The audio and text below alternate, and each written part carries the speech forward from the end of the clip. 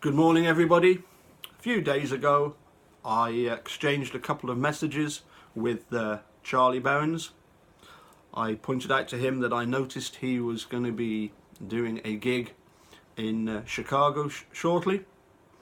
I suggested to him that 2,000 years ago, in Rome, they used to feed Christians to the lions. He replied with, "That's exactly how he was feeling."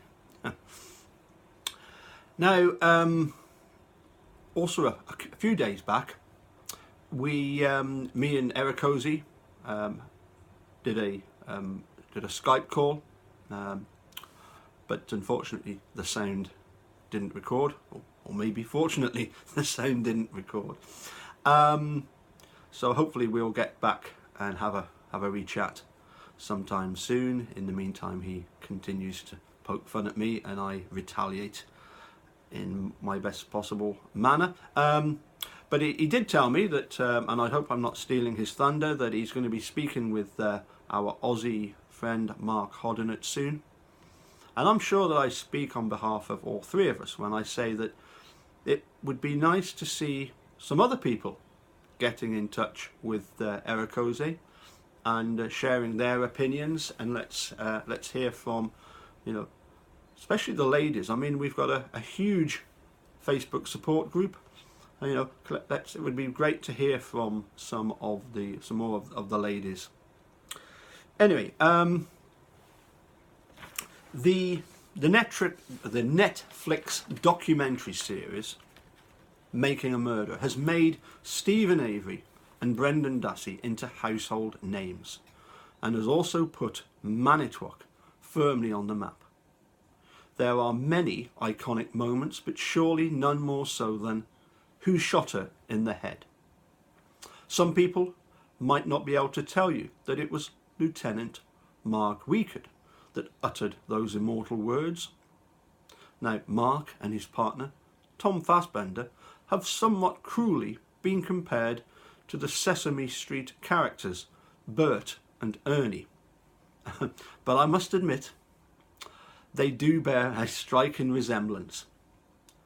Now, as I've mentioned in a previous video, I wrote to Lieutenant Wiegert on the 11th anniversary of the infamous March the 1st interview. Here is some of what I wrote. Looking back on the case, I wonder if you now find some of the evidence questionable. I appreciate it may be difficult for you to comment upon, but having invested so much time and energy into your investigation, it must be somewhat galling to see and hear it being picked apart. Now, having many law enforcement friends myself, I realise just how difficult a job you have to face at times. I have had many phone conversations with Sheriff Herman, a man for whom I do have respect. He has assured me that justice was served. However, I have suggested to him that that is merely a euphemism for the end justifying the means. He did concede, however, that once Kathleen Zellner starts getting test results back proving that Mr. Avery was framed, he will have to make contact with her. When I asked him, "Why do you think Kathleen Zellner has taken on Stephen's case?" he could offer no explanation. Would you care to offer an opinion as to why she is so confident that Mr. Avery and Brendan are innocent? My favourite line of yours in Making a Murderer is when you add the comment, "They had 5 days to clear it up." I don't think even 5 months would be long enough to clear up the static caravan and the garage. As Dean Strang said, Mr. Avery has been accused of a lot of things, but doing housekeeping is not one of them. Now, once Steve and Brendan are released, the collateral damage to the Manitowoc County residents could be horrendous. Would it not be prudent, rather than the state of Wisconsin trying to prevent the inevitable, for them to try and limit the eventual damage by accepting that Peg Lautenschlager's report is the root of this case. There surely needs to be a root and branch inquiry of Manitrot County Sheriff's Office, followed by truth and reconciliation.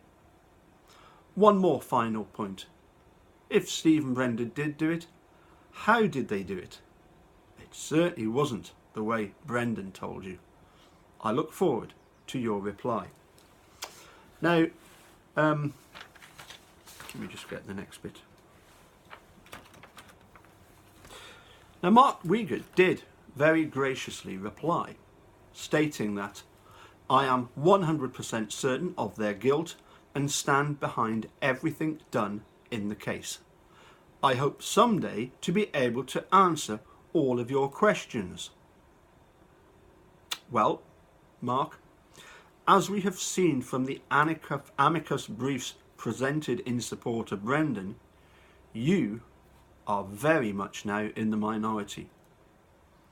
There's been 6 amicus briefs presented by the independent law enforcement instructors, by current and former prosecutors, 62 of them, by the Juvenile Law Centre, by American Psychological, Psychiatric and Social Workers Associations, by professors of criminal law, procedure and constitutional law, and from the Innocence Network.